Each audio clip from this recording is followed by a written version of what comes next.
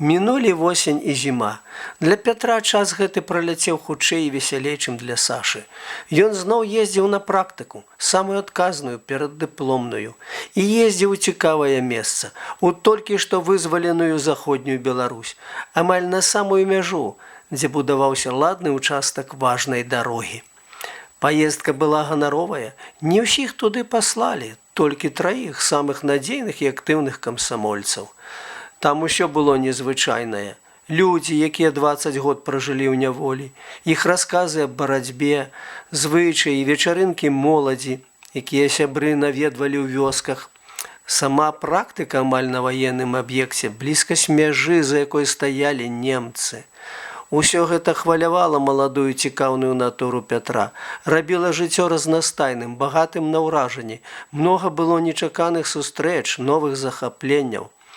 У гэтым вадавароце ён часам забываўся на Сашу і пісаў ёй рэдка. Разы 2 ў месяц, па сутнасці толькі адказваў на яе пісьмы, хоць раней пісаў амаль штодзень. Увогуле ён стаў больш стрыманы ў сваім каханні і, апраўдваючы сябе, лічыў гэта за адзнаку сталасці. Але хутчэй за ўсё гэта была юнацкая самаўпэўненасць. Саша напісала першая пасля таго, як ён так нечакана і з крыўдаю пайшоў ад яе. Ён прыйшоў у Гомель і атрымаў пісьмо, стрыманае, але ласкавае, добрае, у якім яна па-сяброўску шчыра і па-даросламу мудра раіла не звяртаць увагі на дробязі. Калі толькі ў сэрцы ёсць сапраўднае каханне. Ён узрадаваўся і адразу забыўся на ўсе свае крыўды. Але разам з гэтай радасцю прыйшоў той самаўпэўнены спакой, які часта губіць нават гарачае пачуццё. Раней ён ніколі не расказваў сябрам пра Сашу. 2 гады тыя ведалі, што ён амаль кожны вечар бегае на спатканні да нейкай Сашы, аж некуды ў залінейны раён, але ніхто з іх ні разу не бачыў яе. Цяпер ён расказваў пра яе ахвотна і многа, паказваў маленькую фотакартачку, якую яму ўдалося атрымаць ад яе, і называў «Мая Саша». Ён у размовах быццам бы выхваляўся, што і ў яго ёсць дзяўчына, як і ў кожнага з яго сяброў. Аднак, кажучы «Мая Саша», ён цяпер значна менш, чым раней думаў пра тое, што калі-небудзь яна будзе яго жонкай. Ва всякім разе, у яго не было жадання ехаць у вёску другі раз. Тым больш, што Саша жыла ў той самай гаспадыні і зноў у пісьмах хваліла яе. Гэта яго крыўдзіла, бо гаспадыню ён ненавідзеў.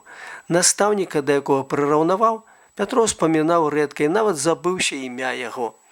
Але каб ён ведаў, што гэта сапраўды такі сур'ёзны супернік, то безумоўна чуў бы і думаў інакш, і не быў бы такі заспакоены.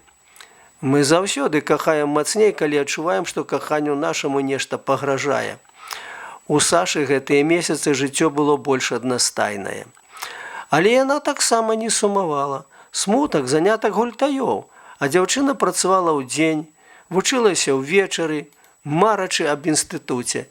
Яна паступіла ў 10 клас вечарняй школы і хадзіла штодзень за 6 кіламетраў у суседняе мястэчка. Акрамя таго, у яе таксама былі сябры і лепшы сярод іх Уладзімір Іванович. Ён запрашаў яе на школьныя вечары, на танцы ў клубе, на лыжныя кросы. У доўгія зімовыя вечары, калі не было заняткаў у школе, прыходзіў да яе на кватэру, але заўсёды з сябрам-настаўнікам. Саша ні аб чым не здагадвалася, а ён не гаварыў пра свае пачуцці. Толькі аднойчы спытаў: «Александра Фёдоровна, праўда, што юнак, які прыязджаў да вас, ніякі не брат ваш?» Саша пачырванела. Ёй цяжка было хлусіць. «Не, няпраўда. Пятро мой брат». Уладзімір Іванович, відаць, паверыў, бо ніколі больш не вяртаўся да гэтай тэмы. Першая раскрыла яго пачуцці і намеры гаспадыня. «А што, Шурачка, Лялькевіч добры чалавек?» «Добры. Кахае ён цябе моцна». «Што вы, Аня?» «Ды хіба я не бачу, хлопец ажно сохне». «А што? Чалавек ён сур'ёзны, лепшага мужа не знойдзеш. Жыве з адной маці, дом свой, сад вялікі, лепшая ў вёсцы гаспадарка». Саша засмяялася. Ніколі ў жыцці яна не думала пра свой дом і сад. І размовы такія здаліся ёй недарэчнымі і сапраўды смешнымі. Яна пажартавала наконт усяго гэтага, але пасля пачала пазбягаць Уладзіміра Івановича. У школу не хадзіла, а калі ён прыходзіў, то выдумляла, што ёй трэба бегчы да хворага ці парадзіхі. Неяк у амбулаторыю да яе прыйшла яго маці, маленькая, гаманкая і проста да наіўнасці старая. Паскардзілася, што баліць у грудзях, баляць ногі. Саша паслухала яе, дала лекаў са сваёй амбулаторнай аптэкі. А старая ўсё скардзілася, што цяжка ёй адной, гаспадарка вялікая, карова, свіння, куры, качкі, здароўя няма. І раптам не то параіла, не то папрасіла. Выходзілі б вы, Шура, замуж за майго Володзю. Жылі б мы з вамі душа ў душу. Саша разгубілася, яе абразіла гэтае сватанне старой. Зноў каровы, свінні.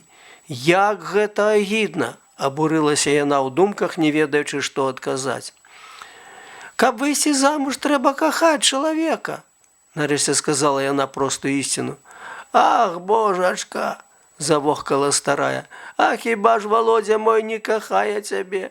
Ды я табе, Шура, скажу, што ён і дня не можа пражыць, каб не пабачыць. У любы мароз бяжыць сюды. Галоўнае, што Володя кахае, а да маіх пачуццяў, што ёй? Ці кахаю я яе сына, пра гэта не пытае», падумала Саша ўсё з тым жа пачуццём абразы. Размова гэтая прымусіла яе сур'ёзна задумацца. Упершыню з'явілася трывога за свой лёс, страх перад будучыняй. Як павернецца жыццё? Раней яна не думала пра замужжа і нават лічыла, што гэта нешта непатрэбнае ці, ва ўсякім разе, неабавязковае. Цяпер яна пачынала разумець, што гэта неабходна і непазбежна. Так нечакана дзяўчына перайшла ў сваіх думках і поглядах у сталую жанчыну. Яна напісала пісьмо Пятру і папрасіла яго прыехаць. Ён сур'ёзна адказаў, што баіцца гаспадыні. Саша запэўніла, што гаспадыня будзе ласкавай, як добрая цешча, і жартаўліва пагразіла, што калі ён не прыедзе, яна выйдзе замуж, бо да яе сватаюцца. Гэта не на жарт спалохала Пятра. Ён у гэты час працаваў над дыпломным праектам, праектаваў дарогу з усімі неабходнымі пабудовамі, дамамі даглядчыкаў, гасцініцай, бензакалонкамі, рамонтнай майстэрні. Адным словам, такую дарогу, якая і да нашых дзён ёсць толькі ў праектах, і аб якой і зараз мараць уласнікі машын і ўсе шафёры. Чарцілі і вылічалі выпускнікі з натхненнем, хоць ведалі, што па іх праектах нічога не будзе пабудавана, а праекты згрызуць мышы ў тэхнікумаўскай бібліятэцы. Але ўсё адно дыпломны праект, дыпломная работа больш разумны і дзейсны метад праверкі ведаў, чым экзамены. Калі зноў пачынаецца тое ж зубрэнне, што і ў час навучання, і калі ўсё наспех вызубранае забываецца праз 2 гадзіны пасля экзамену.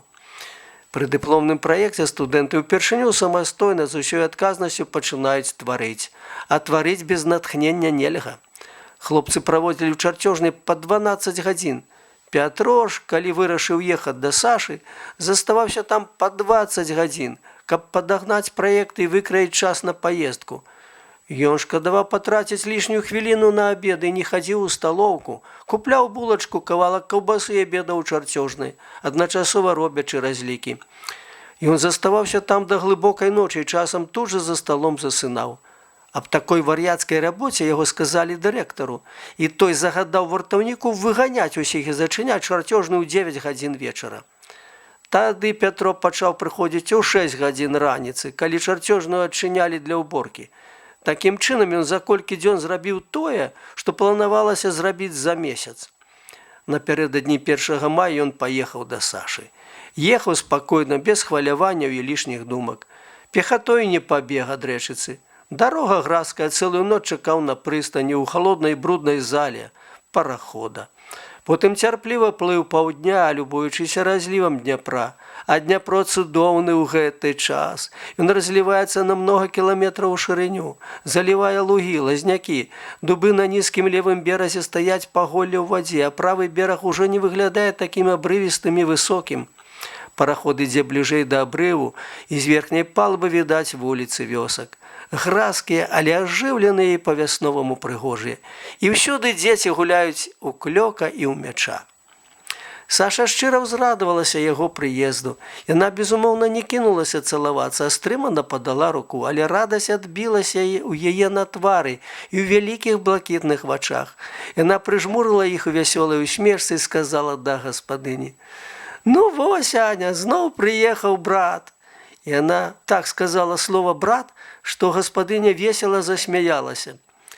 «Ды брат жа, брат, не двоюродны, а самы родны», праспявала яна, прыветліва паціскаючы хлопцу руку. Гэтыя яе весялосць і прыветлівасць адразу ў адзін момант прымірылі з ёй Пятра. Ён зразумеў, што яна, як добры друг Сашы, ўсё ведае і цяпер, напэўна, будзе ставіцца да яго гэтак жа прыхільна і шчыра, як і да сваёй кватаранткі.